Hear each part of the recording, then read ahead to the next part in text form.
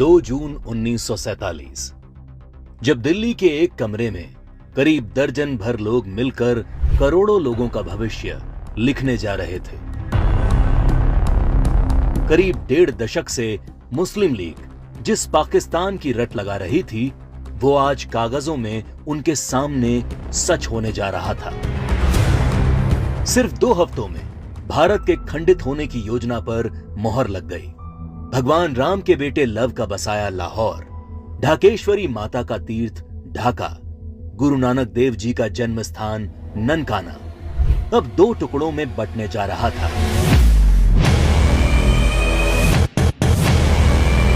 और अगर कोई इस विभाजन की योजना से अनभिज्ञ था, तो वो थी भारत की मासूम और निर्दोष जनता, जिस पर यह विभाजन कहर बनकर टूटने वाला था। 1947 को अंग्रेजों द्वारा किया विभाजन देश का पहला विभाजन नहीं था।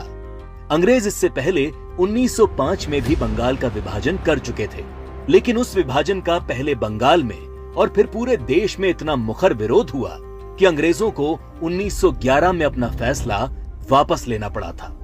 विभाजन का जो काम अंग्रेज 1905 में नहीं कर पाए, वो 1947 में करने में कैसे सफल हो गए?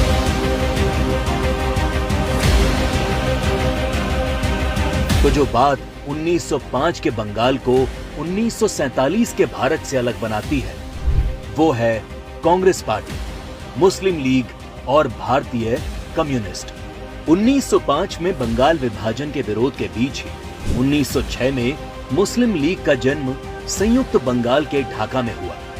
बंग भंग आंदोलन के बाद जन्मी मुस्लिम लीग ने 1909 में मार्ले मिंटो सुधार के नाम पर पृथक निर्वाचन प्रणाली मांग से शुरू करके अगले 30 साल में अलग इस्लामिक राष्ट्र पाकिस्तान के नाम पर भारत को मजहब के नाम पर बांट कर रख दिया। 1920 के तुर्की के खलीफा के समर्थन में चलाए गए कांग्रेस के खिलाफत आंदोलन ने मुस्लिम कट्टरपंथियों को यकीन दिला दिया कि वे अपनी गैर जरूरी मांग पर भी कांग्रेस के नेतृत्व को मना सकते हैं। इसके बाद 1930 में अल्लामा इकबाल ने पहली बार मुस्लिम लीग के अधिवेशन में अलग इस्लामिक राष्ट्र की रूपरेखा रखी। इकबाल की कल्पना के इस अलग इस्लामिक देश के लिए पाकिस्तान नाम सबसे पहले चौधरी रहमत अली ने प्रयोग किया।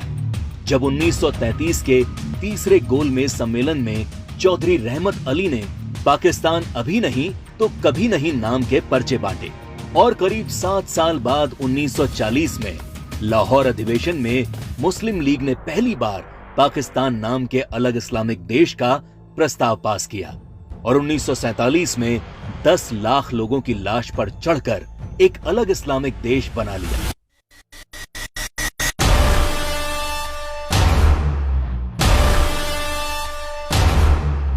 और जिस भारत ने 1905 में बंगाल का विभाजन नहीं होने दिया, वो भारत 1947 में भारत विभाजन नहीं रोक पाया, क्योंकि कांग्रेस के जिन नेताओं पर लीग के सामने खड़े होने की जिम्मेदारी थी, उन्होंने अंत समय में बिना भारत के लोगों को विश्वास में लिए विभाजन का प्रस्ताव स्वीकार कर लिया।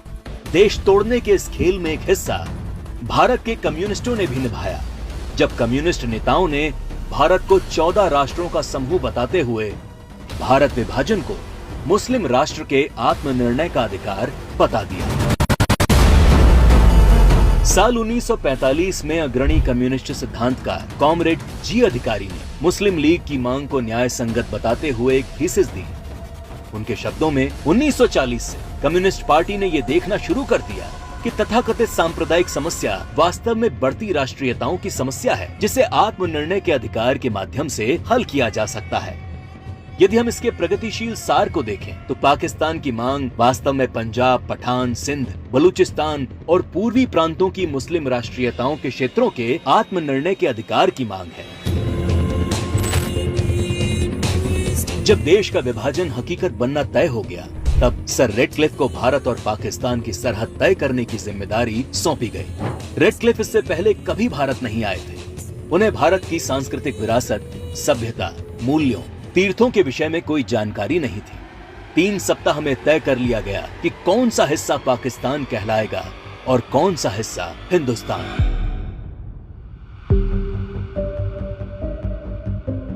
सदियों से एक जैसे इतिहास, भाषा, बोली, खान पान लिए रह रहे लोग, गांव और शहर रातों रात दो देश बन गए। करीब 1.5 करोड़ लोग रातों रात बेघर हो गए और करीब 10 लाख से अधिक लोग इस विभाजन के नाम पर काल के गाल में समा गए।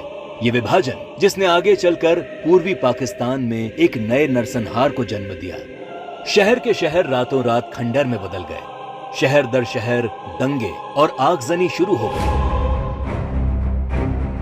वो लोग जो हवेलियों में रहते थे वो अब रातों रात रिफ्यूजी बन चुके थे।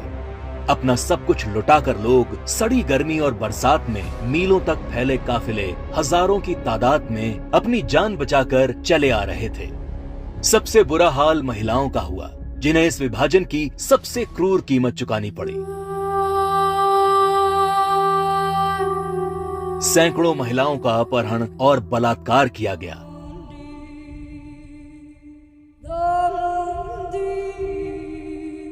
उन्नीस 1940 के दशक में भारत की ही भांति नरसंहार झेलने वाले यहूदियों की विभीषिका को आज पूरा संसार जानता है।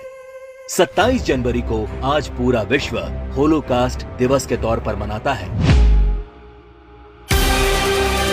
लेकिन इस विभाजन की कभी न भूली जा सकने वाली त्रासदी को भारत की ही पूर्व की सरकारों ने कभी याद करने की कोशिश नहीं की।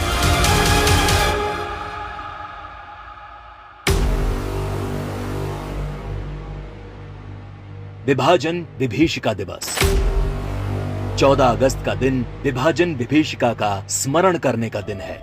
14 अगस्त का दिन अटल जी की इन पंक्तियों को दोहराने का दिन है। तुम दूर नहीं खंडित भारत को पुनः अखंड बनाएंगे, गिलगित से गारो पर्वत तक आजादी पर्व मनाएंगे। उस स्वर्ण दिवस के लिए आज से कमर कसें, बलिदान करें। जो पाया उसमें खो न जाएं, जो खोया उसका ध्यान करें, जो खोया उसका ध्यान करें।